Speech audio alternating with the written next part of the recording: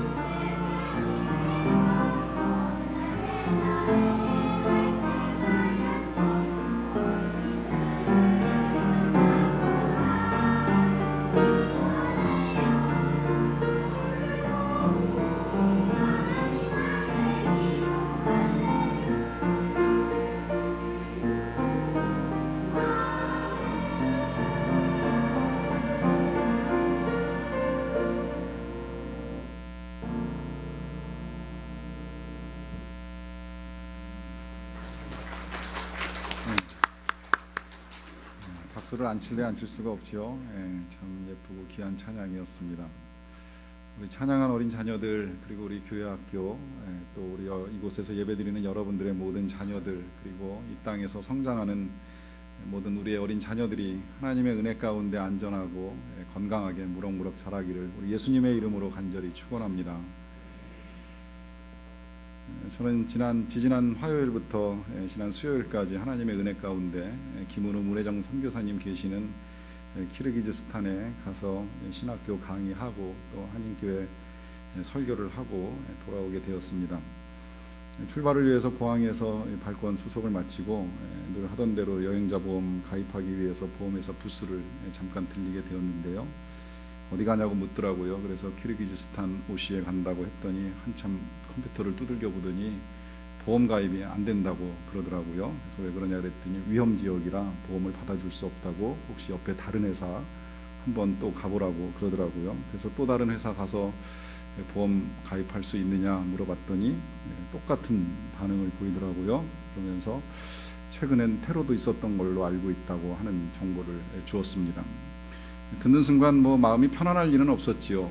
더군다나 가기 전에 집에 이제 혼자, 물론 할머니와 같이 있게 되지만 혼자 남게 되는 막내딸이 그 세월호 사고를 보면서 굉장히 불안감을 오랫동안 가지고 있었습니다.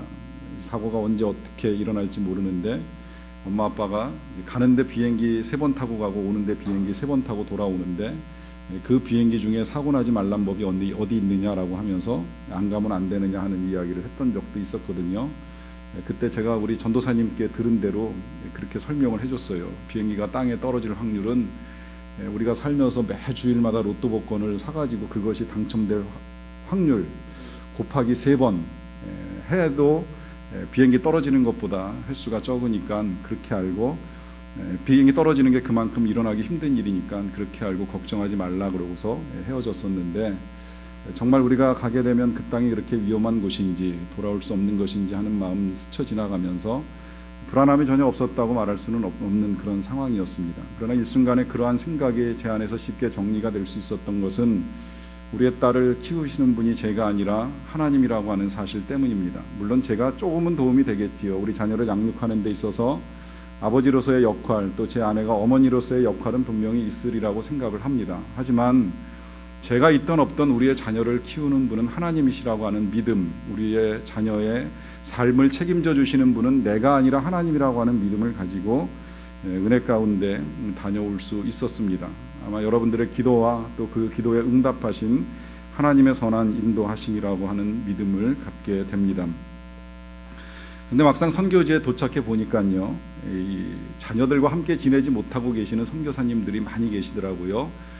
이 김은우 문혜정 선교사님 가정만 하더라도 2 아들, 딸을 지금 독일에 있는 선교사 자녀 학교에 떠나보내놓고 계신 상태였습니다. 그리고 이 2분을 이제 키르기즈스탄으로 오게 하신 그 문누가 김영정 선교사님 가정이 계시는데, 이분들이 18년 전에 먼저 들어가서 한 10년 정도 사역을 하시다가 이제 이분들을 이제 이끌어서 같이 그 지역은 좀 다르지만 사역을 하도록 하신 분들이신데, 이분들을 만나서 이야기를 나누다 보니까 이분들도 자녀 3남매를 다 각각 흩어놓으셨어요. 큰아들은 싱가포르 의대에서 공부하고 있고, 둘째 아들은 미국에서 공부하고 있고, 또 막내 딸은 독일의 그 선교사 자녀 학교에서 공부를 하고 있고, 이제 부부들만 키르기즈스탄에 남아가지고 사역을 하고 계십니다.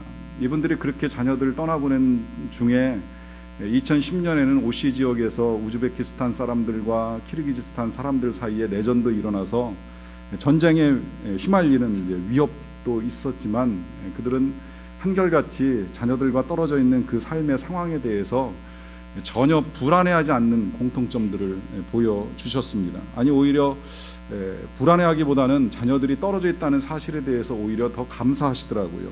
이 김은우 문혜정 선교사님 같은 경우에는 자녀들과 헤어져 있는 걸 감사하시기까지 했습니다. 그 자녀들과 함께 물론 지내는 것도 행복하고 좋은 시간이었지만, 서로 떨어져 있으므로 그리워하고 떨어져 있으므로 더 많이 사랑을 주고받을 수 있고 더 서로를 위한 기도가 커져간다라고 하는 이 모든 것들로 인해서 아이들도 행복하고 부모된 자신들도 결코 불행하지 않다라고 하는 고백하시는 것을 들을 수 있었습니다. 여러분, 우리가 자녀를 때때로 우리 곁에서 떠나보내야 되는 일들이 있습니다. 근데 거기엔 분명히 이유와 목적이 있습니다. 그것은 우리 자녀들의 삶에 어떤 면에서든 유익이 있으리라고 하는 기대 때문입니다. 자녀들을 키르기즈스탄에 데리고 있는 것보다는 다른 지역에서 공부를 시키면 이 자녀들의 삶에 훨씬 더 좋은 일이 있으리라고 하는 기대가 있겠지요. 저도 얼마 전에 잠시지만 제 자녀를 대만의 어학연수로 보내면서 모르지만 우리의 자녀가 그 과정 중에 조금이라도 실력을 키우고 돌아올 수 있게 되기를 기대하는 마음을 가지고 떠나보냈습니다. 한석봉의 어머니가 한석봉이 공부를 하고 돌아왔을 때 그 아들을 또다시 공부하러 떠나보낼 수 있었던 것은 그 자녀가 성장하기를 바랬기 때문입니다. 지금의 실력에 머물러 있는 것이 아니라 좀 더 실력을 쌓아서 훌륭하게 글을 쓸 수 있는 사람이 되기를 바라는 마음으로 아픔 가운데 이별을 합니다. 이 모든 것들이 다 성장과 발전, 유익을 위한 것들입니다. 물론 또 이런 이유도 있을 수 있을 것 같아요. 아버지 이삭이 아들 야곱을 보낼 때에는 야곱의 생명을 위해서 보냅니다. 그냥 집에 붙잡아 두면 자칫 형에 의해서 살해가 될지도 모르겠다라고 하는 불안감이 커지다 보니까 이 아들을 자기 처남의 집으로 잠시 떠나보내는 일을 하게 됩니다. 또 누가복음 15장에 보면 아들을 보내는 아버지의 비유가 있지요. 아들의 입장에서는 아버지로부터의 자유와 독립이 꿈이었는지 모르겠지만 아버지의 생각은 좀 달랐습니다. 네 생각대로 나가서 세상에 부딪혀보고 세상이 힘들다는 것을 경험하고 난 다음에 다시 돌아와 아버지의 집의 이 풍요로움과 아버지 집의 사랑이 얼마나 넘치는지를 깨달을 수 있게 되기를 원하면서 자식을 떠나보내는 일을 하게 됩니다.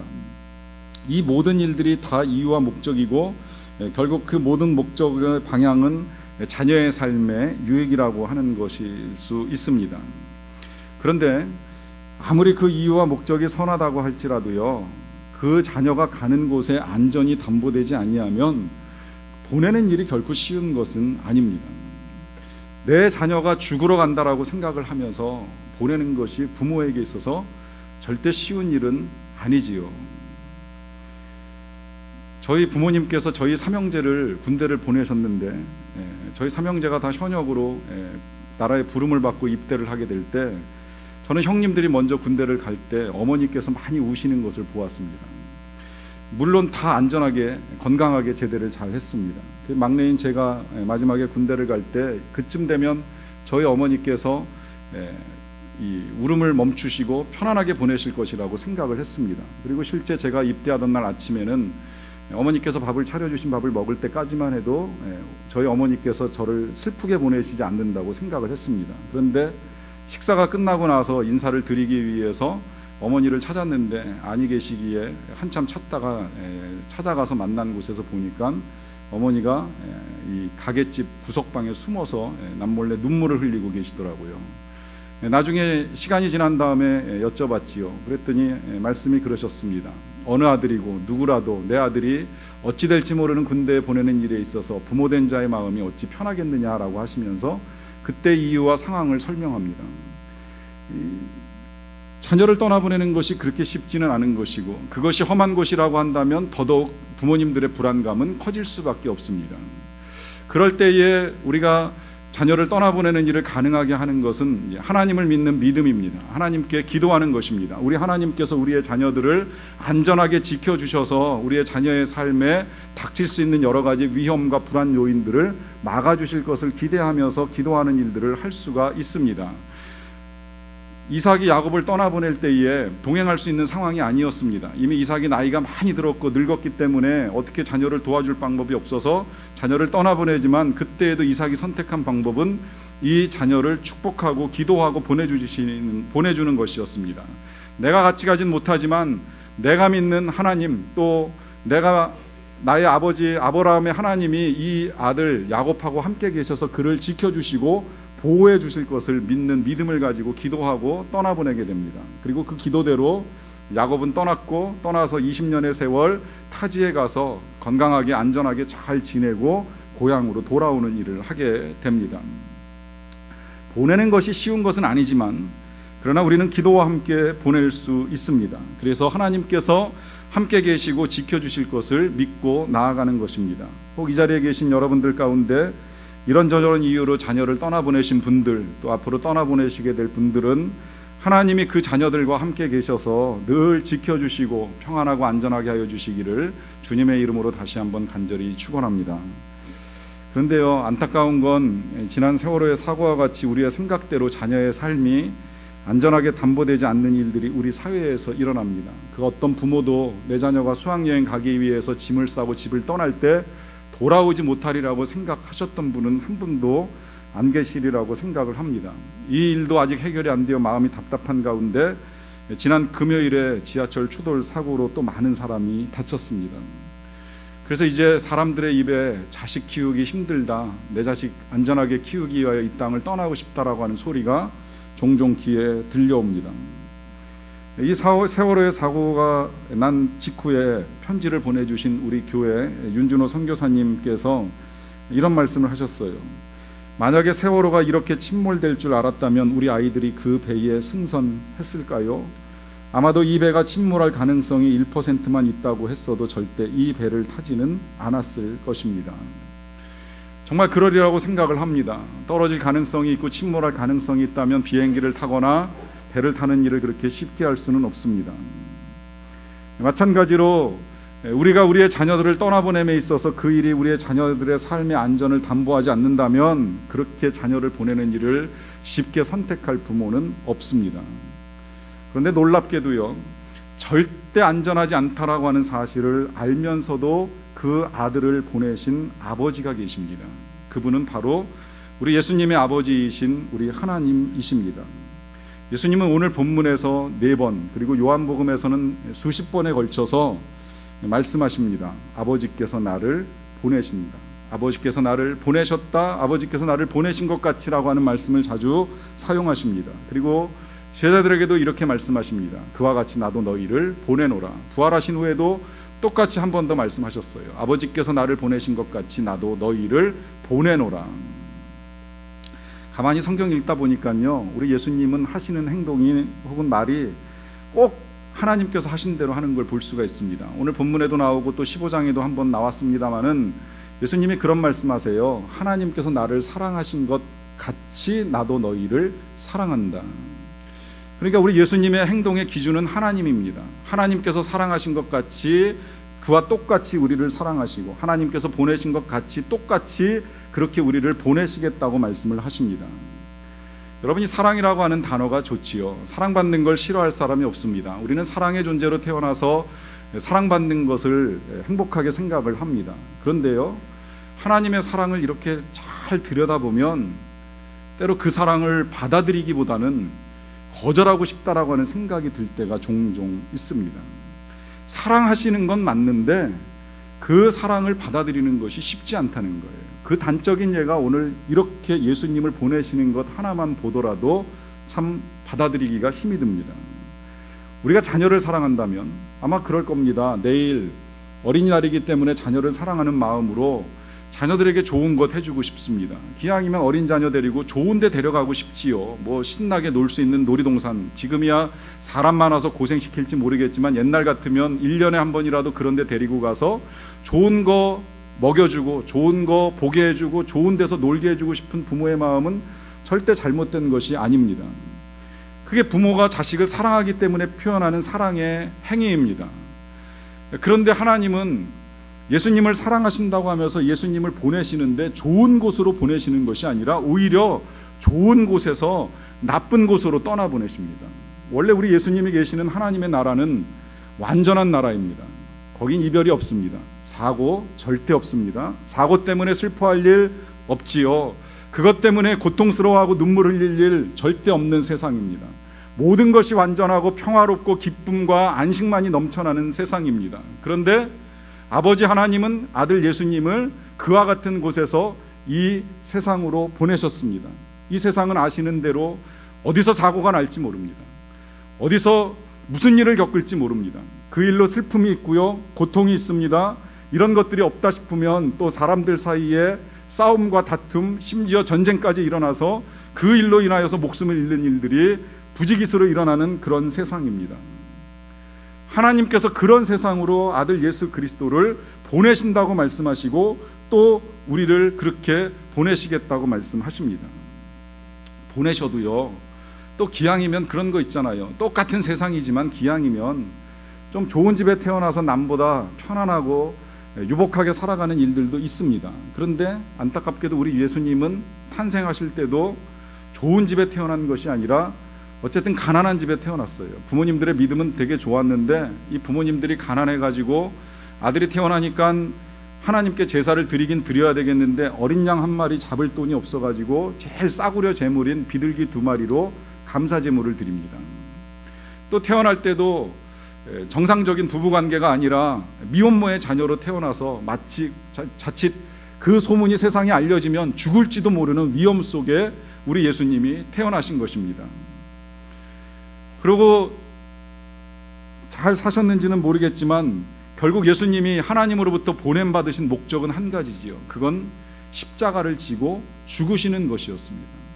십자가의 죽음을 맞이하시는 것이었습니다. 이 죽음을 당하도록 하나님께서 아들 예수님을 이 세상으로 보내신 것입니다.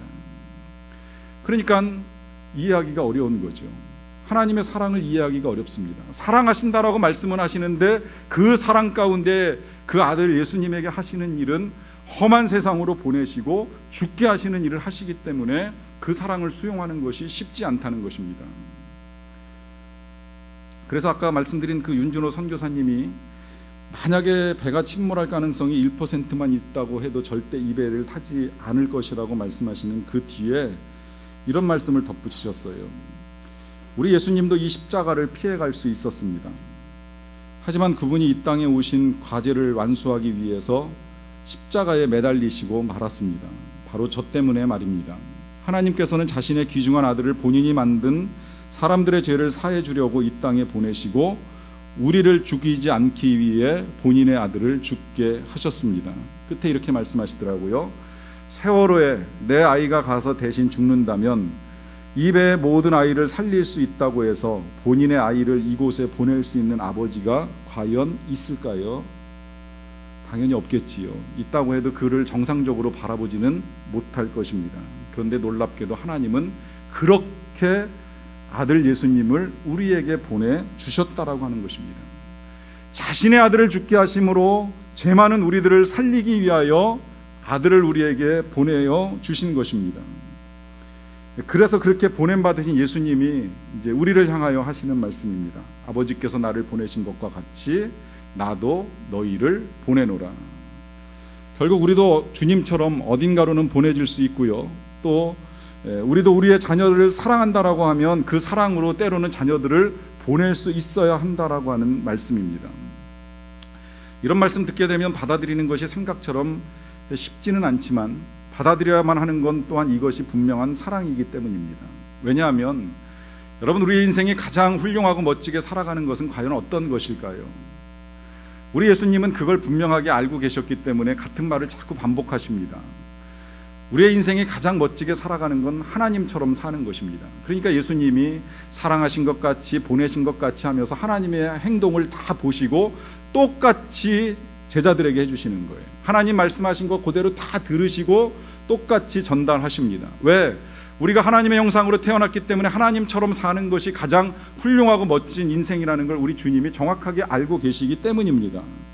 그러니까 그러면 우리는 어떻게 사는 것이 훌륭하냐라고 했을 때 그건 우리도 예수님처럼 살면 됩니다. 예수님처럼 사랑하고 예수님처럼 기도하고 예수님처럼 용서할 수 있고 예수님처럼 희생하고 예수님처럼 자신을 내어줄 수 있는 삶이 가장 훌륭한 인생이 되는 것입니다. 영성신학자인 유진 피터슨 목사님이 주와 함께 달려가리이다라고 하는 책에서 이렇게 말씀하십니다. 우리의 삶은 주는 것이 최상이다. 우리의 인생은 남을 위하여 살도록 하나님께서 만드셨기 때문이다. 예수님처럼 살도록 주님이 우리를 이 세상에 보내셨다는 것입니다. 그 세상이 쉽지는 않습니다. 험난합니다. 환난도 있고요. 생각지 못한 재난도 있습니다.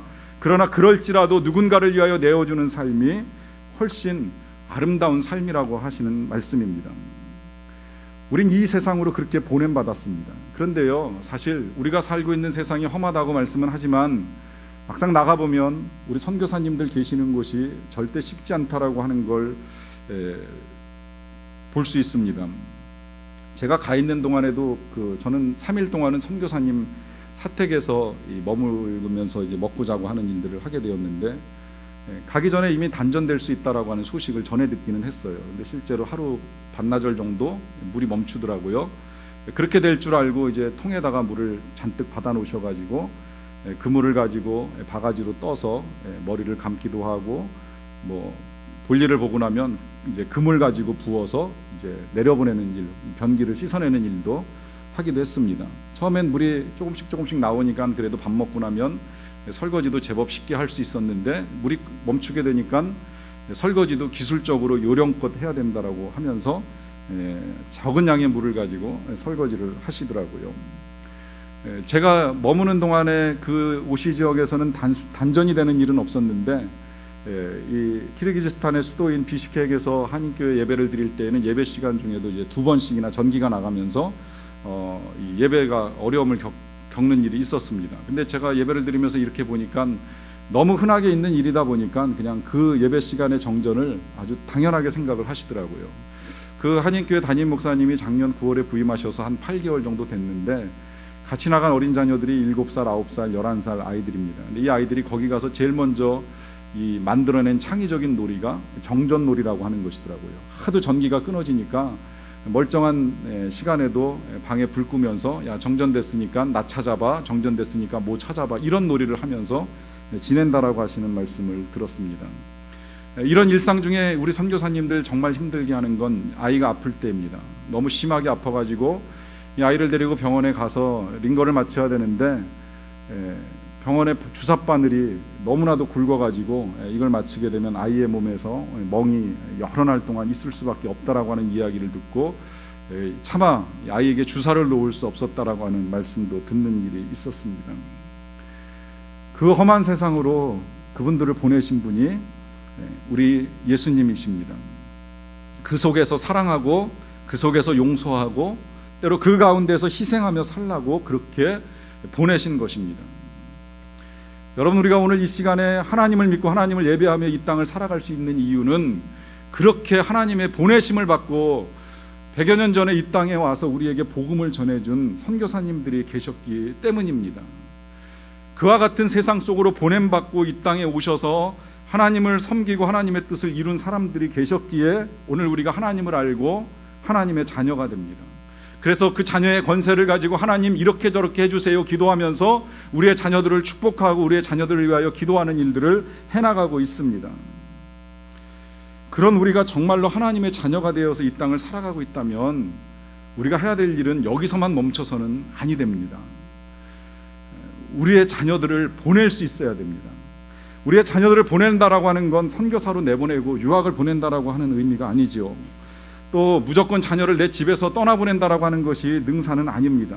여러분, 먼저 보내야 될 것이 있습니다. 그것은 내 머릿속에서 내 자녀를 내 생각대로 키우겠다라고 하는 그 생각부터 떠나보내야 합니다. 그리고 내 자녀를 내 의지만을 따라서 양육하겠다라고 하는 욕심도 내보내야 됩니다. 그리고 우리가 제일 먼저 자녀를 보내서 자녀가 가게 하여야 할 곳은 바로 우리의 자녀를 하나님께로 보내는 것입니다. 자녀를 우리 하나님께 보낸다라고 하는 건 우리의 자녀들에게 하나님을 믿는 신앙을 주는 것을 의미합니다. 여러분, 잘 기억하십시오. 우리의 자녀들 실력을 키우고 경쟁력을 키우는 것도 중요하지만 믿음이 없으면 다 소용이 없습니다. 이런 말씀을 드려서 정말 죄송합니다마는 우리의 자녀들의 삶이 이 땅에서 70년, 80년 아니 100년 장수하게 될 것이라고 이 상황에서 누가 감히 자신 있게 담보하고 말할 수가 있겠습니까? 때가 되면 누구나 다 하나님의 부르심을 받을 수밖에 없습니다. 오늘 찬송가 563장 마지막 절에서도 우리 아이들과 함께 부르는 이 찬양 속에 들어있는 가사, 우리가 이 땅에 살지만 이 땅을 떠날 때에 하나님께서 우리를 맞이하시기 때문에 우리의 자녀들에게도 하나님을 향한 믿음이 필요하다라고 하는 것입니다. 그래서 우리의 자녀들에게 가장 귀하게 주어야 될 선물은 바로 믿음, 이 신앙이라고 하는 선물을 유산으로 남겨주는 것입니다.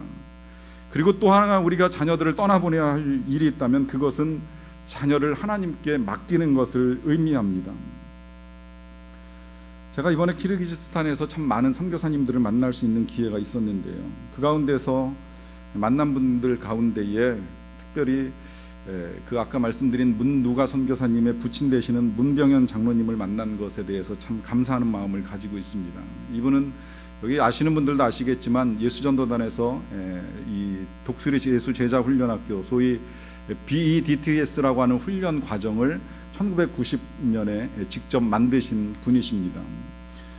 이 DTS라고 하는 훈련 과정이 3개월 합숙을 하고 2개월 동안 그 아울리치를 나가야 되는데 이것을 할 수 없는 직장인이나 주부들을 대상으로 해서 9달 동안 주간이나 혹은 주말 시간을 이용해서 훈련을 받고 예수님의 제자로 성장하는 과정들을 만들어 놓으신 건데요. 우리 교회 훈련 과정 6단계 중에 5단계로 예비 샘지기 훈련이 끝나면 이 과정을 하시도록 제가 권장하고 또 추천을 해드립니다.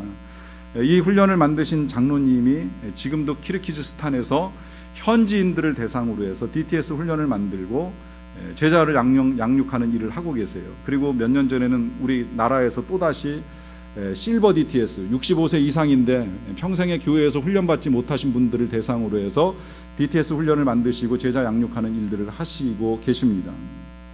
연세가 84세이신데요. 지금도 키르기즈스탄과 한국 적어도 한번 움직이려면 왕복 4번의 비행기를 타시면서 왔다 갔다 하시면서 양쪽의 훈련을 병행해 나가고 계시는 선교사님이십니다.